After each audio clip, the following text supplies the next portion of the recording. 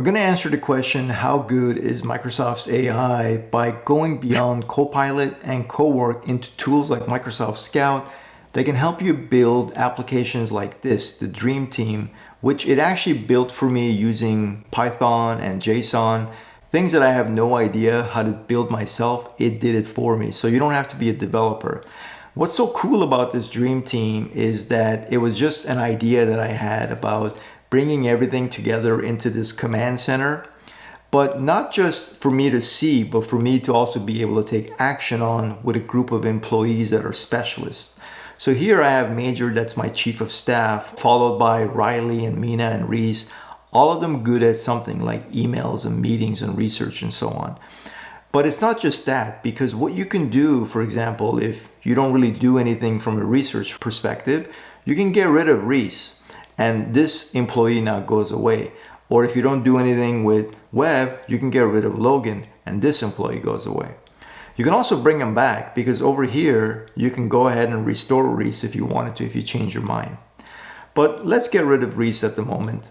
The idea is that you can customize this with your type of job. So if you're in advertising, marketing, engineering, if you need a special employee to help you, you just select add employee, you put their name in here, what they do, and then you either paste in instructions or you grab a markdown file and you choose the file, you put it in here, and then you start onboarding them. Now you'll end up with your own employee customizing this Dream Team. And there is a site called the Skills Shack, built by a colleague of mine named Elliot, that if you select browse, you'll see that he has 137 skills for different categories like social media, engineering, general tools. And these are a lot of different markdown files that you can go ahead and put inside and create your own employees.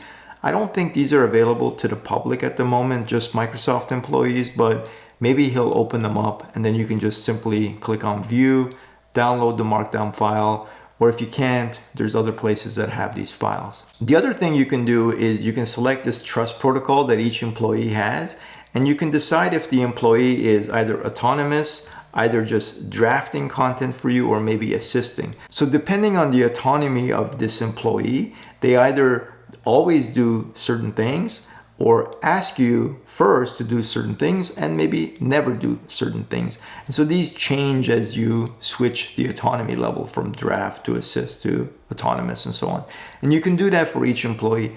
But then as you go down, you'll also see this guardrail section that gives you this overview of all your employees and their levels. So you can do an at a glance. What's the idea here though? You have these employees that are managing the different aspects of your work, and you can add them, you can customize them. And along the top here, you have a dashboard view of everything that's kind of happening at a glance. And this application is actually being updated every 30 minutes by my design, but you can also select attention major and you can get it to refresh on the fly outside of that 30-minute cycle. You can also select chat with Major, which takes you to this section. And here you can give Major instructions on what it is that you want him to do. And you can see here that I've had conversations with Major before about things that I want him to do. So these are all components of this Dream Team. Now, the main thing that the Dream Team does is it has this approval inbox that connects to your calendar, it connects to your emails, it connects to your Teams messages, and it also has suggestions. So from a suggestions perspective, you can see here that there is a prep, the Contoso AI platform review suggestion, and it's meeting prep, and here's what the suggestion is. So not only is it helping you respond to Teams messages or emails and calendar invites, but it's giving you proactive things about that are coming up in the future. Now, when it comes to an email, for example, I can go ahead and select one or multiple of these, and I can either approve, reject, or defer. And when I approve something, like an email, I can tell Major how I want him to draft this email and then select approve and notify. Now, one kind of hidden feature that I've added, if I scroll down here, is there's this section called muted. And over here, there are certain things that kind of come up over and over again because maybe every time Major is doing a review, it's an email that I haven't deleted or a Teams message that I haven't responded. And these actually show up here. And I can go ahead and unmute them so they get added to the inbox, for example, over here, or I can just clear them all. So there's that section that got added as well. So another important section is this results and draft section. Anything that these employees do for you, they show up here, and you can either open them, they can be PowerPoints, Excel, Word, or emails. And if they're emails and they're in draft form, you can just click send and they get sent off. So all of that is here. And by the way, you can just collapse these sections. In the results and draft section, if you select previous, it takes you to this calendar view where today you'll see all the content that was created that you can just simply open. But you can also go back in time and look at yesterday's or even the days before. All of that gets shown up in the calendar view, so you never lose access to these files, of course, unless you delete them yourself. Now, the other really important part that I like about this Dream Team is this impact ledger.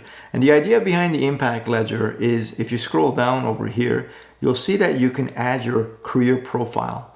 And this is private to your instance, obviously. And what you do is you put information about your current job role, the future job role that you're working toward, and what the company is measuring your performance on. Then what Scout does after you click save is it looks at your body of work for the day and it puts information that is relevant for your performance review in here for the day. This is today's, this is information from yesterday's and the day before, and you can see in the calendar there's different items. You can have a daily view, a weekly view, or a monthly view, and then all the content is over here. Once your performance review time comes up, all you got to do is select the date, ranges that your review is for, and then you can grab all that content and export it and feed it into an AI tool to create your performance review. So this really is very helpful.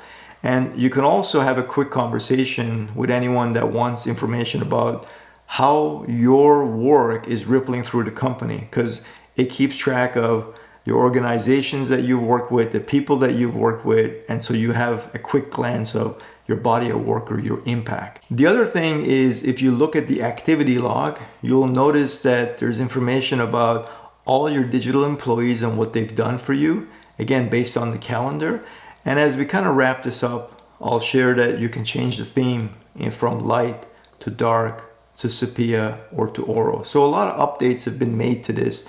And this is the power of Scout, because essentially what you do if you have Scout, it was totally built on this, is you select new chat, you type something like this in, which is, I want to create an interactive dashboard connected to my work data, help me plan this out. And I like using Cloud Opus 4.8 for this. So when you send that off, this is how I ended up kind of creating this application, by just having a back and forth dialogue with Scout. And the nice thing about Scout is that it does these pro code types of activities, and it ended up developing this application that I just showed you using Python and JSON and all the HTML coding that went with it as well. Now, as we wrap this up, I wanted to share that I actually have this now posted on my GitHub, so you can go ahead and download this. If you have Scout, you can install it for yourself and let me know how it goes. So all you do is you go to this site and you select code, and then you download the zip file. And if you scroll down here, one of the keys here is that I mentioned that, first of all, this is not an official Microsoft product because I just kind of built this off cycle, and it's a personal project, and that it should just be used for demo purposes. And then here, if you go down, it explains the 3 steps that you got to take to load this if you have Microsoft Scout. The main question that I wanted to answer is, how good is Microsoft's AI? And I would say it's super awesome if you have the right tools like Microsoft Scout. Thanks so much for watching. Give the video a thumbs up, consider subscribing, and I'll catch you on the next one.